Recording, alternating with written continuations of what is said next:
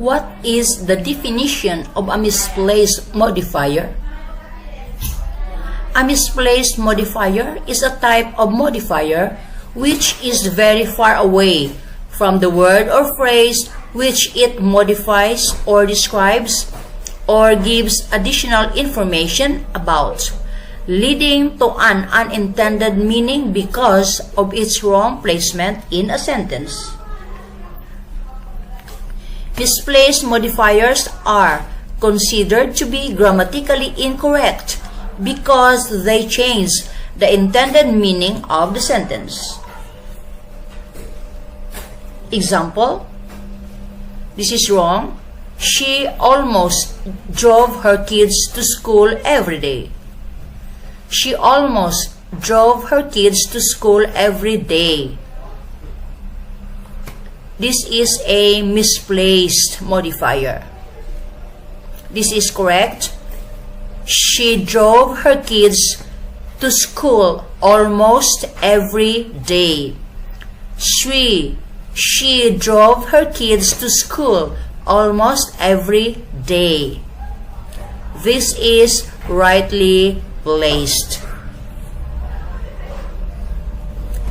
The highlighted word almost is placed incorrectly in the first example, which suggests that she nearly drove her kids to school but did not do so. However, the intended meaning is she drove her kids to school almost every day, with exception for 1 or 2 days. Types of misplaced modifier: adjectives, adverbs, phrases, or clauses which give additional information about another word or phrase in a sentence can place incorrectly away from the words which they modify. Therefore, there are several types of misplaced modifiers.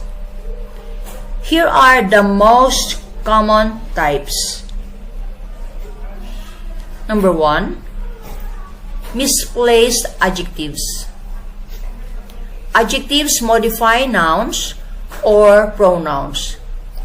If adjectives are placed incorrectly away from the words they describe, then they are considered to be misplaced adjectives. To correct this type of error, you need to make sure that you place them as close to the words they modify as possible.